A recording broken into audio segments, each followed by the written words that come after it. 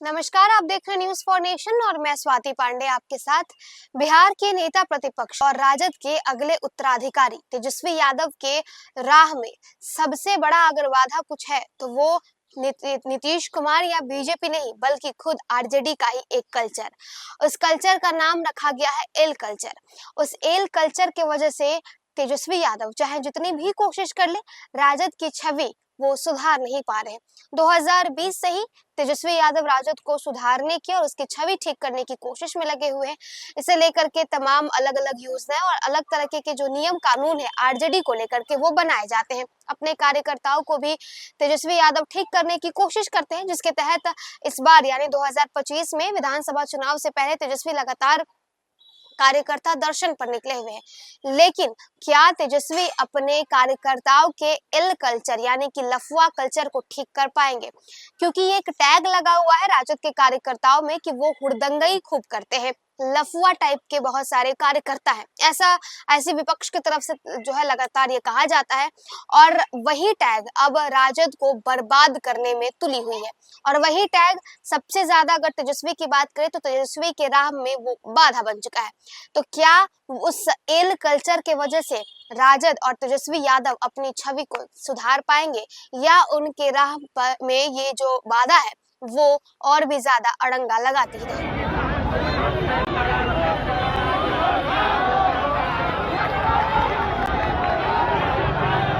राजद के युवराज व नेता प्रतिपक्ष तेजस्वी यादव अब बिहार विधानसभा चुनाव 2025 को नए अंदाज और नए लुक के साथ लड़ना चाहते हैं।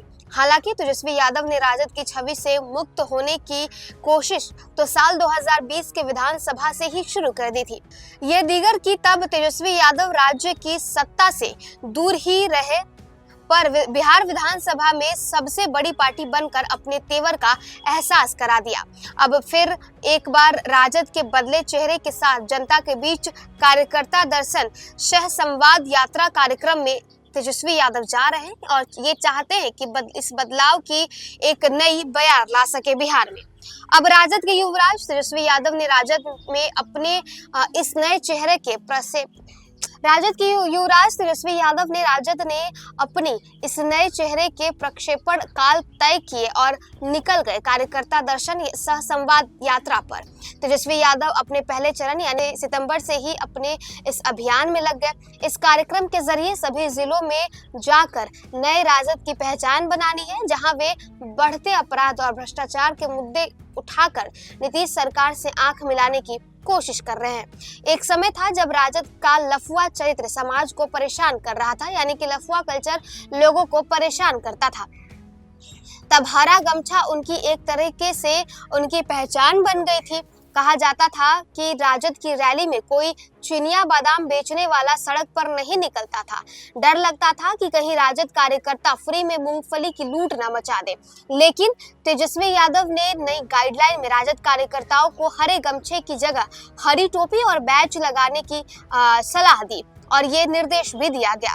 यात्रा के पहले राजद के नए 9 सूत्रीय निर्देश में ये भी कहा गया था। अपने इस नए निर्देश के जरिए तेजस्वी तेल पिलावन और लाठी घुमावन वाली छवि से मुक्ति पाना चाहते थे। सबसे बड़ा सवाल यही है कि क्या राजद कार्यकर्ता लफुआ संस्कृति से बाहर निकल पाएंगे? नेता प्रतिपक्ष तेजस्वी यादव ने अपनी राजनीति की शुरुआत ही राजद के चेहरे बदलने के साथ की। तेजस्वी यादव ने राजद सुप्रीमो लालू प्रसाद यादव के MY समीकरण की दुरुस्तगी का नया अध्याय जोड़ा और नाम दिया A to Z। इस समीकरण के साथ तेजस्वी ने राजद सभी का है ये नारा दिया। तेजस्वी ने टिकट बंटवारे के जरिए चुनाव में भागीदारी का एक नया आयाम शुरू किया, जहां सवर्णों को भी राजद में तरजीह दी जाने लगी। राजद के कोर वोट की पहचान जैसे MY यानी कि मुस्लिम यादव है, वैसे ही जदयू का कोर वोट बैंक है लव कुश, तो भाजपा का वैश्य और सवर्ण। नेता प्रतिपक्ष तेजस्वी यादव ने महागठबंधन के प्लेटफॉर्म से इस वोट बैंक को टारगेट किया। लोकसभा चुनाव 2024 की ही बात करें तो राजद ने कुशवाहा जाति से आने वाले अभय कुशवाहा को तोड़ा और राजपूत का गढ़ कहे जाने वाले औरंगाबाद पर जीत हासिल कर जीत का समीकरण बदल दिया। आरा से सीपीआई माले के सुदामा प्रसाद को महागठबंधन से खड़ा कर राजद ने अपनी पूरी ताकत झोंक दी और भाजपा के कद्दावर नेता पूर्व मंत्री आर.के. सिंह को हरा डाला। लेकिन असल सवाल यही है कि तेजस्वी के वादे पर सवर्ण कितना यकीन रखते हैं। सबसे बड़ी बात कि लफुआ कल्चर वाले राजद के उन नेताओं पर लोग कितना यकीन करेंगे जिन्होंने लालू राज में सवर्णों को तंग कर और तबाह करके रखा था। तो तेजस्वी यादव और खासकर अगर राजद की बात करें तो राजद का ये टैगलाइन बन चुका था, तेल पिलावन लाठी घुमावन। और अब उस टैगलाइन से, उस कल्चर से तेजस्वी यादव खुद को और खुद की पार्टी को निकालना चाहते हैं। तभी तो वजह रही कि तेजस्वी ने गमछा वाला कल्चर हटा दिया राजद से और अब टोपी और बैच वाला कल्चर ला दिया।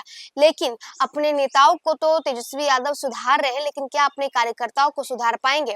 कार्यकर्ताओं के ऊपर जो टैग लगा हुआ है लफुआ वाला यानी एल कल्चर वाला, क्या उस एल कल्चर से तेजस्वी अपने कार्यकर्ताओं को बाहर निकाल पाएंगे? और अगर नहीं बाहर निकाल पाते हैं तो 2025 के बिहार विधानसभा चुनाव में राजद के लिए और खासकर तेजस्वी यादव के लिए सबसे बड़ी मुश्किल ये एल कल्चर पैदा हो सकती है। फिलहाल इस अपडेट में बस इतना ही। आप देखते रहे न्यूज़ फॉर नेशन।